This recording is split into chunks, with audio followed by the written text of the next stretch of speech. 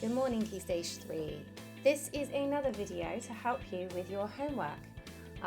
This one is all about keywords again, but it is looking now at exploring those keywords in a slightly different way, in a slightly more creative way, to make sure that you fully understand what all of the keywords and key terms in your knowledge organizer are about. So you will need the following things: your homework exercise book, and I'm going to demonstrate today using the plain paper, but you could just do this on lined paper if you wanted to. It's completely your choice. You'll also need a ruler and you will need a pen. So just as before with our previous homework, we put a title and a date. That's where your ruler is going to come in. Now, top tip, if you're working with plain paper, I would suggest you draw your line first for both of these things so that you have a straight line that you can then write on top of. Hopefully this doesn't smudge, but because I'm going to be doing some history work today, I'm going to write history, and because what I'm doing is working on keywords, I'm going to write exploring keywords because this is a slightly different way of looking at some keywords.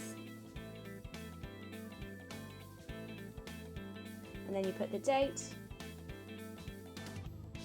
I'm recording on a Sunday, so this is my date. You put the date that it actually is, and then your tutor will know what you've been working on, when you were working on it, so we can keep a bit of a sense of how things are going for you. So just to remind you, the last time we worked on keywords, it looked more like this.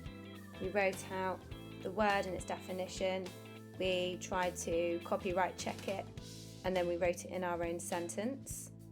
This is a different way of looking at a keyword. We're going to use the word pilgrimage to help us today. This is a keyword from history. If you are in year 8, this is in your knowledge organizer. So the very first thing is I'm going to give myself enough space, probably going to put this almost central to my piece of lined paper, and I'm going to make sure that I spell my keyword correctly. And then my preference is to draw a nice bubble around it.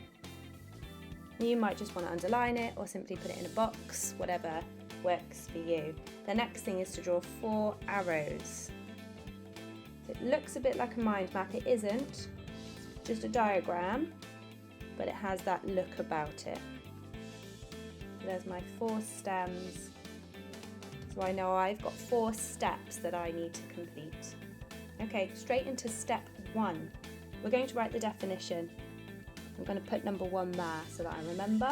I'm going to write the word definition so that I'm clear on what I'm going to do. And I will find the definition in the knowledge organizer. So I shouldn't have to look it up. I might want to if it doesn't make much sense, but this was written really beautifully, so I'm going to just copy it out. In long journey made to a sacred place as an act of religious devotion.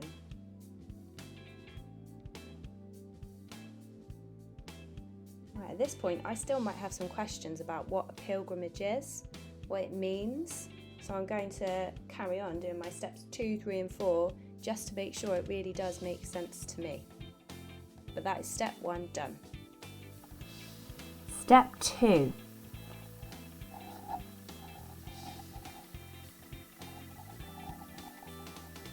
You might know this word, synonyms, from English lessons, maybe modern foreign language lessons. What it is a word that means, looking for a word that means something similar to this word, a similar word. And so you might want to look synonyms up on the internet, or you might want to look them up in a thesaurus. I found mine already, so I'm going to write down a few of the things that I discovered were synonyms, similar words with a similar meaning. So something I found out is that a pilgrimage can also be considered a holy expedition. I know an expedition is where you go out on some kind of long trip. So that's helped me a little bit. Another synonym I found was the word crusade. This idea of going on a long journey or some kind of mission. when I said the word mission, I thought to myself, well, I wonder if it's something a little bit like a mission, because it is a journey that you're going on for a certain purpose or goal. So that's helped me understand a little bit more about the word by thinking about the synonyms, and I can find those, or I can think of those, or I can ask somebody who might have some ideas about my word. So that's step 2, complete.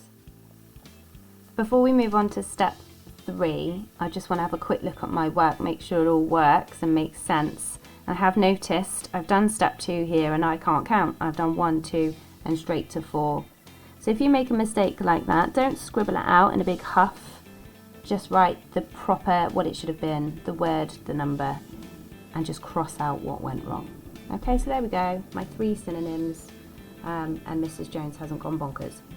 Okay, step 3, I'm going to move the visualizer down so you can see this a bit more clearly. This is writing it in a sentence. We did this before on the other keyword work that we were thinking about. So this has to be your own sentence from your own brain using the keyword inside that sentence. Okay, so I'm going to go with, if a person goes on a pilgrimage. So there's my keyword, and if you remember, I like to underline it just to show off that it's in there and make sure it is in there. If a person goes on a pilgrimage, this means that they go on a long journey. That's not just any old journey, is it? It's not just a long car journey or something. It has a purpose. So I'm going to put here in search, because it's like they're looking for something. And because lots of different people go on pilgrimages from different religions, I'm going to put in search of a deep spiritual connection.